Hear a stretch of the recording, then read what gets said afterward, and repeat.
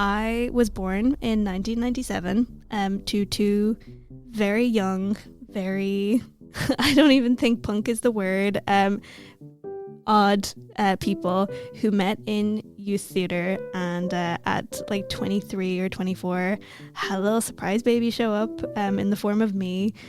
Derek and Maeve are their names. They are my parents. And when I was born, I just kind of became part of the crew. Like, none of their friends had kids and none of their friends would have kids for another like 10 years. So it was kind of just me and all these grown-ups, and I kind of just had to catch up and get into what they were into. So my parents were mad for mixtapes. They would make each other mixtapes all the time, and I have just these memories of these mixtapes just knocking around everywhere. Like, I knew where they lived in our flat in Dublin when I was little. They lived in like a box under a couch. And then when I was 4, we moved to Donegal. So Donegal is the total opposite of Dublin to 4-year-old Aoife. Like, 4-year-old me was used to kind of cycling around in the back of my mum's bike with her, and like that was our main mode of transportation. And then suddenly we're in Donegal and we're like driving all the time because Donegal is driving and that's just part of the lifestyle there. And suddenly, because we're in the car all the time and driving all the time, we're listening to the mixtapes all the time. Everywhere you drive is soundtracked by these tapes and these mixes. But because I was growing up with these songs, living on these like mismatched tapes that had been recorded off of the radio or recorded off of other cassettes, I didn't really have context for these songs anywhere outside of my parents' bubble. So these were like two people who, my dad was so into like AC/DC and the Stone Roses, and then my mum was very like Patti Smith and PJ Harvey, and they both loved the Pixies and they both loved like these people like the Beatles, and this is just this weird mismatched album that would come together as a mixtape, and I just thought that this is where these songs lived. And every now and then we would go somewhere and you would experience a song from the mixtape like somewhere else. Like, I remember going into school one day and we were all learning Me and Julio Down by the Schoolyard by Paul Simon, and it sticks out to me so clearly because I was like, you can't be learning this. This is my song from the mixtape I have with my parents. How did you hear this? How did you get this song? Are you telling me that other people can hear the mixtape songs too? Like, they're not just exclusively for me. It was just the craziest concept. It completely blew my mind that suddenly I was like, there is a broader scope for these songs. They live somewhere else.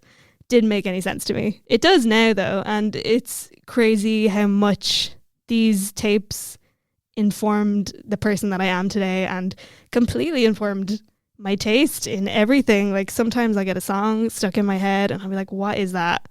Why do I love it so much? It's something will be playing on TV in like an ad or in the background of a show, and it's one of the mixtape songs, and that's why it's struck a chord, and that's why I feel so attached to it all of a sudden, because it's my childhood. It's driving in the car, it's being in the backseat and thinking that these are my songs and we're just driving around listening to them. Park Life by Blur was one of my favorites. And the thing is, there were so many mixtapes. They all lived in that weird compartment between the two front seats in a car that's like not the glove compartment, but you could put gloves in it too. But it's just full of mixtapes in our car in the past. And that was chock-a-block. And these mixtapes were amazing because they would always have the track lists written on them by my parents in like my dad's kind of little connecty handwriting, or in my mum's much clearer handwriting. You could you'd know who had made the mixtape depending on the handwriting on the cover. They would always have their kind of set lists on them, but again, they existed solely as like whatever was being put on. And I had my favorite mixtapes and I had my ones that I didn't like either. But yeah, the ones that stand out to me in my head are like Park Life by Blur, and me being like, wow, this is a crazy song. This man's he's just talking. He's talking words, but this is such a good song. And then once we requested it like on the normal radio and they played it on the radio, and again, it wasn't in the mixtape anymore. It was like something that everyone who was listening to the radio was hearing one of our mixtape songs, and everyone was in on it for a little while. Another one that sticks out is Kick It by Iggy Pop and Peaches. I used to love this song so much. Like every time it came on, I'd be like, please turn it up, stop the car, like we have to stop and we have to head back, we need to sing along, we have to scream along, because it's this great song where it's just two people having a fight with each other and screaming at each other, and you got this great bit where you're going like, yeah, and they telling you like, turn it up, rip it up, kick it up, and I'm in the backseat and I'm like 5 and I'm like, yeah, tear it up, rip it up, kick it up, Peaches, come on Iggy Pop, like this makes so much sense to me, I'm 5 and I love this. But it's so inappropriate, but it just sticks out so clearly as this thing that like, we gotta go around, we gotta go tear stuff up, this is amazing, this song made me feel like powerful. And it's so bizarre now because these tapes, they had this direction to them where you always kind of knew what songs were on what, and you kind of knew your good ones, knew your bad ones, knew the ones that stuck around. But I think that when I look back at my life and I look at like the soundtrack that's kind of made up, it's so corny, but the soundtrack that's made up my life, it's these tapes, and it's always been these tapes. And I think even when it started being CDs and it stopped being tapes, it's the tapes. I think I've probably remembered a lot of songs onto these tapes that weren't there now.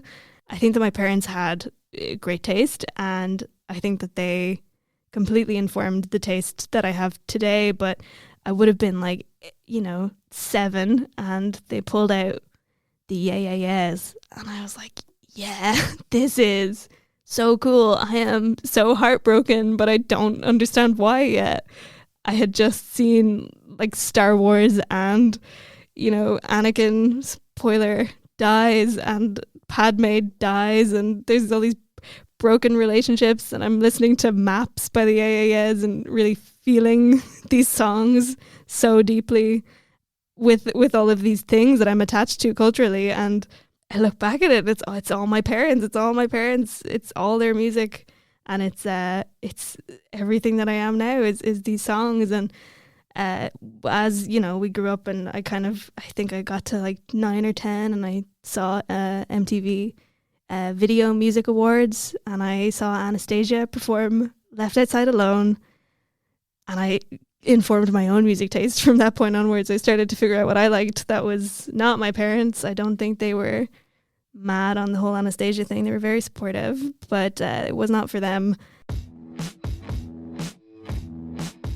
And when I was 8, we moved from Donegal to America, and that was like when I remember the internet becoming a thing, and suddenly the CDs even felt a little bit irrelevant, and things just started to phase out and change. And even I used to make CDs for people when I was in like secondary school, and that felt odd. I felt strange giving people CDs with these mixes on them that didn't really make any sense to other people anymore. And it was this very specific thing that I understood to mean like, I care about you, so I have put 20 songs on this tape or on this CD that I think go well together, that I think you will like. Here you go. I just don't think people got that anymore.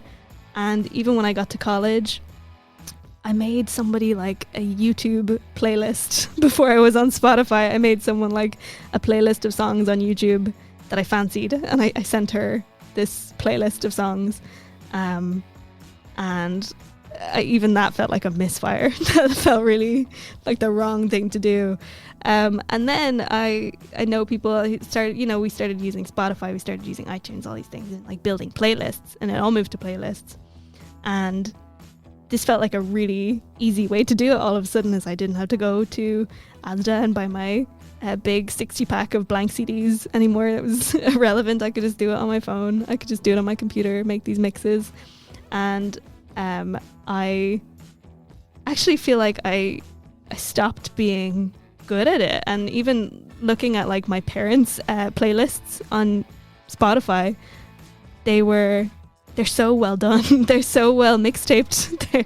It's all over it. Mine are like the same song by 4 different people, or the same artist like 3 times in a row, and that's all over the place. That's not how you do it.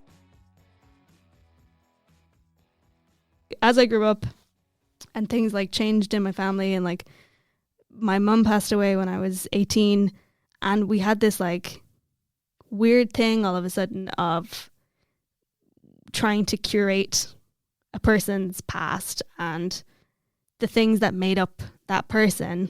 And because my mum was so into music and movies and TV, suddenly we had all these songs that meant so much more, and these mixtapes that meant so much more, and it all just became very loaded. And even now her Spotify account like still exists, and I go onto it, and she has named all her playlists, and they're all like Christmas in Ramelton. That's a personal favorite. That's the village I grew up in Donegal.